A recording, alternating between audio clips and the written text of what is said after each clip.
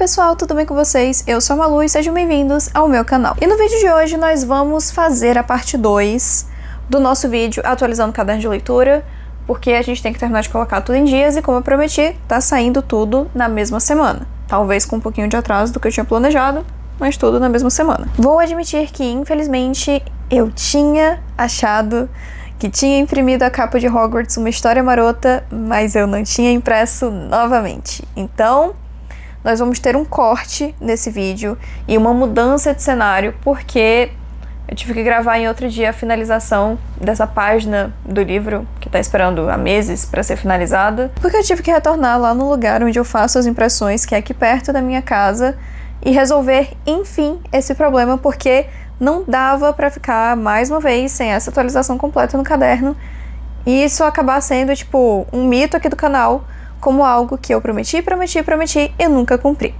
Então, eu espero que vocês possam me perdoar pela mudança brusca de cenário que teremos durante esse vídeo. Agora vamos lá, falando um pouco sobre os livros.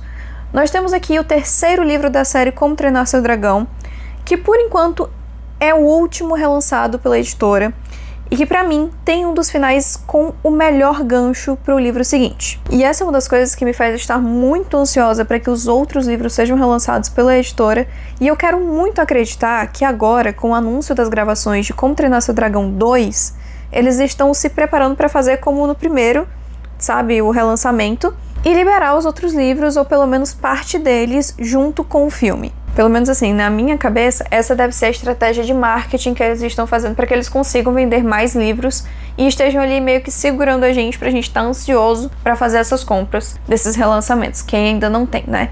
E o público novo que tá chegando a Como Treinar Seu Dragão agora com esses live actions. Mas o que nos resta no momento é esperar e torcer para que isso realmente aconteça. Esse querido aqui, pra mim, é um dos livros com a maior oscilação de ritmo narrativo. Não sei se foi apenas uma impressão minha, porque eu demorei um pouco para finalizar esse livro, mas eu senti alguns momentos bem parados de fato. Mas eu também entendo que, por estarmos lendo um livro que ele é escrito como se fosse um diário, a gente vai ter uma perspectiva muito mais próxima da que o personagem, nesse caso o Soluço, está vivendo. Como nesse livro nós temos momentos em que ele parece estar meio melancólico, bem parado mesmo, só esperando que algo aconteça, a narrativa realmente se torna um pouco mais arrastada. E procurar entender essas dinâmicas narrativas tem me feito entender melhor até as minhas experiências de leitura. Consumir mais conteúdos literários também tem ajudado muito nisso, porque a gente acaba entendendo mais de construção de histórias e como elas funcionam, como o autor manipula ali o universo para que ele passe uma mensagem. E é muito incrível poder perceber isso de uma forma muito mais consciente do que anos atrás eu percebia. Agora vamos para o momento antes tarde do que nunca desse vídeo e vamos falar sobre Hogwarts Uma História Marota, que eu li lá no mês de abril enquanto eu estava lendo a série do Manual de Assassinato para Boas Garotas. E eu li esse livro como uma forma de respiro mental. Como eu já contei pra vocês em algum dos vídeos aqui do canal, esse livro não é uma obra oficial, mas ele traz fatos canônicos do universo de Harry Potter ligados aos marotos. E sendo bem sincera, a escrita desse livro é muito boa e pra mim é bem fluida. Mas como aqui nós estamos para falar a verdade, apesar de eu achar que é uma boa escrita, que é uma escrita muito bem feita, ainda assim eu senti que em alguns momentos nós tivemos alguns cortes meio bruscos nos fatos que estavam sendo contados.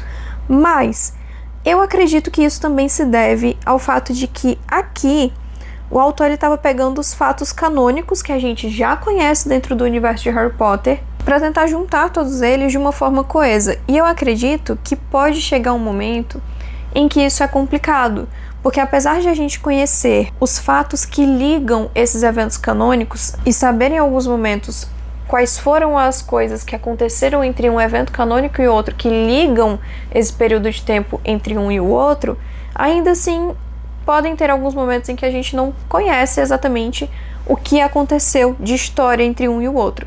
E nessas horas pode ser que seja um pouco mais complicado fazer as ligações, é a hora que você tem que preencher com a sua imaginação, ou você deixa com aquela quebra. Então eu acho que por isso eu senti alguns cortes bruscos, mas eu já ressalto que não é uma coisa que vai atrapalhar a sua experiência de leitura e que vai fazer com que você não goste do livro.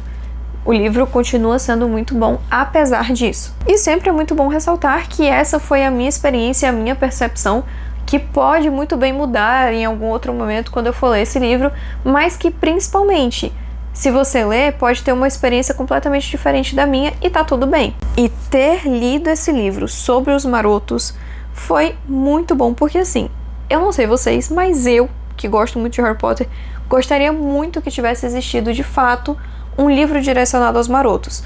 Porque apesar de a gente conhecer um pouco sobre eles ali nos livros de Harry Potter, eu gostaria muito de ter um compilado das histórias deles, de como eles eram em casa, como eles eram em Hogwarts, como foram os anos deles, numa completude, não só alguns fragmentos que a gente acaba conhecendo. Óbvio que a gente tem conhecimento de outros fatos canônicos, como eu falei, que são inclusive alguns que são colocados nesse livro, mas eu acho que faz muita diferença, pelo menos pra mim, ter a história compilada ali, escrita bonitinho.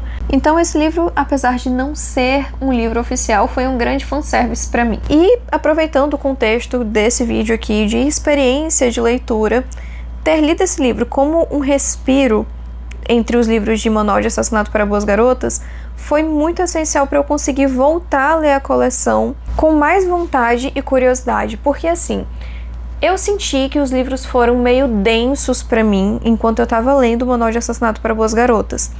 Então eu senti a minha cabeça meio que tentando processar todas aquelas informações e sem conseguir dar continuidade para o que eu tava lendo.